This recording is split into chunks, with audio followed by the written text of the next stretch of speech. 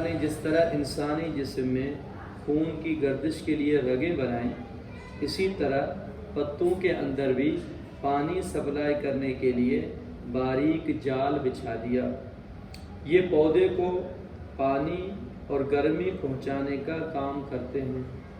اگر یہ باریک مسامات پتوں کے اوپر ہوتے تو سورج کی گرمی سے بچنے کے لیے پودے سے پانی کو نکالتے رہتے، جس کے نتیجے میں پودا سوکھ جاتا، مگر اللہ تعالیٰ نے اپنی قدرت سے ان مسامات کو پتوں کے اندر بنا کر پودوں کو سوکھنے سے محفوظ کر دیا۔ یہ قدرت کس کی ہے بھائی؟ بولو۔ حضرت عائشہ رضی اللہ تعالی عنہا بیان کرتی ہیں کہ رسول اللہ صلی اللہ علیہ وسلم ظہر سے پہلے 4 رکعت اور فجر سے پہلے کی 2 رکعت کبھی نہیں چھوڑتے تھے۔ ظہر سے پہلے 4 رکعت سنت موقع جو ہم پڑھتے ہیں، عام طور پہ بہت سارے بچے چھوڑ دیتے ہیں، ایسا یہ اچھی بات نہیں۔ اور فجر سے پہلے جو 2 رکعت ہیں،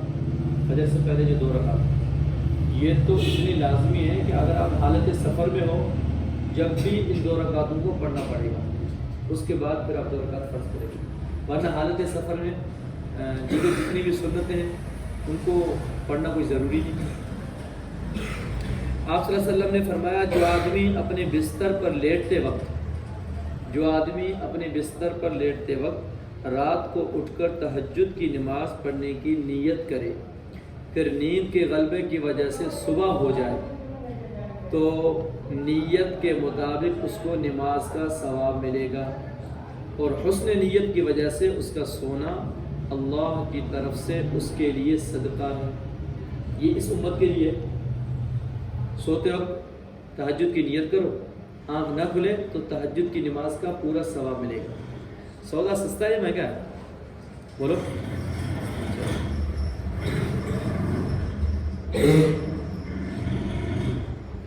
قرآن میں اللہ تعالیٰ فرماتا ہے، مسلمان آپس میں ایک دوسرے کے بھائی ہیں، اگر ان کے درمیان لڑائی ہو جائے تو اپنے 2 بھائیوں کے درمیان صلح کرا دیا کرو، اور اللہ سے ڈرتے رہا کرو تاکہ تم پہ رحم کیا جائے۔ اچھا، ایک حضور کا معجزہ ہے، ادھر سنیں۔ حضرت اسماء بنت ابی بکر رضی اللہ تعالیٰ عنہ کے پاس آپ صلی اللہ علیہ وسلم کا ایک کرتا تھا۔ مدینہ میں جو بھی بیمار ہوتا اس کرتے کو دھو کر بیماروں کو اس کا پانی پلاتی اور بیماروں کے بدن میں اس کو لگاتی تو اسے شفا حاصل ہو جاتی۔ یہ حضور کے کرتے کی برکت ہے۔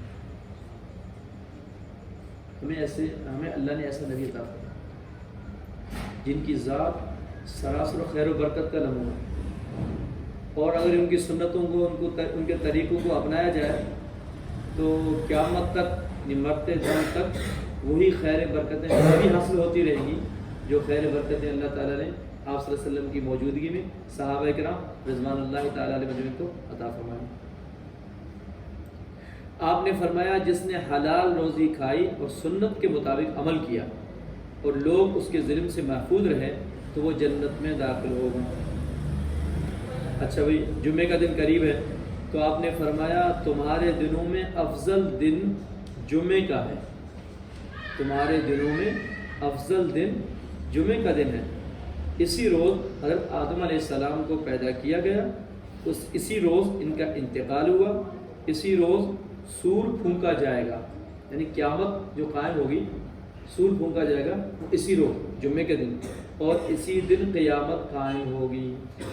اور یہ دن تمام دنوں کا سردار ہے، جیسے رمضان کا مہینہ تمام مہینوں کا سردار ہے، تو یہ ہفتے میں جو 7 دن ہوتے ہیں تو یہ جمعے کا دن بقیہ تمام دنوں کا سردار ہے۔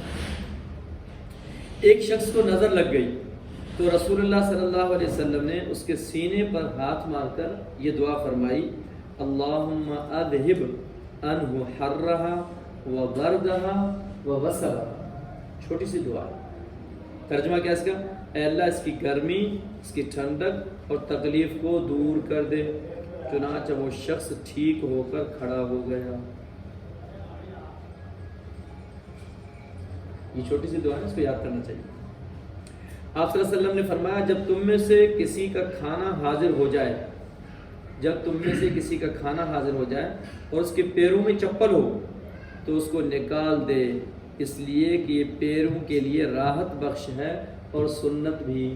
جس کے پاؤں میں چپل موجود ہو پھر کھانا کھائے، سکون سے کھانا کھا سکتا ہے؟ چپل اتارنے کے بعد، ہاتھ دھونے کے بعد دسترخوان پر بیٹھ کر جو آدمی کھانا کھاتا ہے وہ سکون سے کھانا کھاتا ہے، اور کھانا کھانا یہ سکون ہے۔ ٹھیک ہے بھائی، اللہ تعالیٰ